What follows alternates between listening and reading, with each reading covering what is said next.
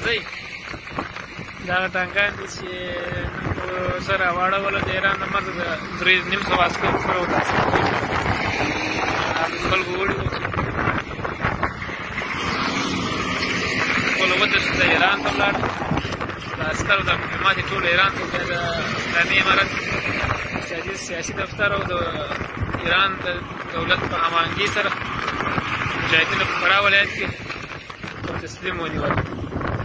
تقریبا 3,500 عسکر دی، 500 میله اسلحه ده او څه نور مهمات دي. نن قرار دی چې نور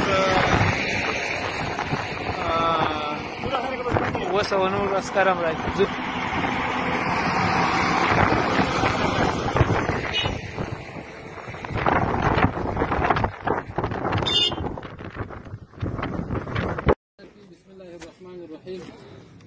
حامدا ومصليا د افغانستان د اسلامي امارت د اعلی قدر امیر المؤمنین شیخ صاحب مبارک د فرمان سره سم هغه فرمان دا دی چې دا سپین وروڼه دي. تاسو زموږ وروڼه یاست، ګوره دا زموږ وعده ده درسره. هغه وعده مې ده چې الله جل جلاله په قرآن عظیم شان کې ذکر کړې ده، هغه وعده زموږ تاسو سره وعده ده دا چې موږ ډېر ځورېدلي یو، لږ ځورېدلي یو. تاسو دلته د 10 ورځې تېرې کړې، دا زموږ امیرون تر معلومات څخه هغه به څونې په دې ځورېدلي او یقینا زه به څونې ځورېدم په دې باندې. ګوره زه دې مرګ ته 3 واره راغلی یو تللی، نو دې شان دپاره نه راغلی، دا شان ته مې ضرورت نه و. موږ تاسو ته ضرورت لرو، داسې ضرورت هم نه درته لرو، داسې اشد ضرورت درته لرو. مثلا کې به تاسو موږ سره یاست، موږ سره په ګډه کار کوئ، همکاري به را سره کوئ. موږ به ستاسې کشران وروڼه یو، تاسې به زموږ مشران وروڼه یاست. او دویمه خبره دا ده چې د اعلی قدر امیر المؤمنین بچکن ملا محمد مر مجاهد، د سید الشهدا امیر المؤمنین ملا اختر محمد منصور، د اعلی قدر امیر المؤمنین شیخ الحدیث والقرآن مولانا هیبت الله اخندزاده صاحب، تاسې د هغه ولس یاست. تاسې د اشرف غني او د ټرمپ او د ګوډاګي ادارې ولس ولاکه یاست. دا زه په دې باندې قسم کوم چې تاسې د هغه ولس یاست. چې یو څوک د چا ولس و بیا به هغه رحم نه پر کوي.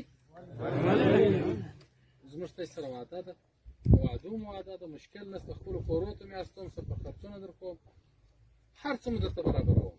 تر هغه وخته نه درته جلا کېږم چې تاسې مې رسولي نه یاست.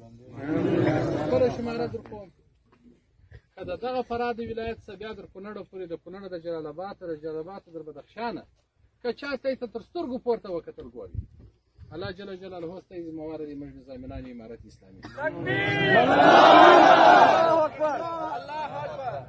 او دویمه خبره دا ده چې دا فکر مه کوئ، په والله ګوره قسم درته کوم که یو وحشان یو، یا د وحشت لپاره راغلي یو، یا د بل ملک خلک یو، یا د بل ملک روزل سوي یو، د دغه ملک زامن یو، ورور مې شهید سوی، پلار مې شهید سوی، وراره مې شهید سوی، نسل پر نسل دا یې پاتې تر اوسه پورې د هغه ملک خلک یو. خلکو چې هر څه درته ویلي، اوس په د نږدې دا حالات تاسې خپله ووینئ. الله پاک دې درسره عزیز، الله تعالی مو وساته، په خیر راسئ، هر کله راسئ، زموږ خپل وروڼه یاست. هېڅ چا ته مو نه پرېږدو، هېڅ چا ته هم په لاس نه ورکوو. که 100 واره نور خطا وځي بیا درله راځو، بیا مې راولو، بیا خواست درته کوو. خدای دې ته خیر درکړي چې ستاسې سره هم دا فکر پیدا شو، ستاسې شکرګزار یو. خپل امارت دا زموږ ته کور دی، دا زموږ ته دا خړې خارې نه دي، دا د دوی در بنګلو بیې دي، دا د دوی در تعمیرانو بیې دي، دا د دوی در ډالرو بیې دي. دا موږ څه کوو؟ دغه به اباتوي. ګوره که مې دغه اباته که دا خاوره، بیا به ابات یاست. که مې دا خواره که بیا به خوار یاست. په ګډه به کوشش سره کوو، همکاري به سره کوو یو د بله. وما علینا الا البلاغ المبین. یوه خبره خاصه ته کوم، کم یو ډریور چې په تې کې یا د شوبلې ستا یا د لینجر ستا، هغه راولاړ شي خپل موټر روان کړي، صحیح سلو یو 25 کړه 25 نور ګوره، نور ټوله کښېنئ،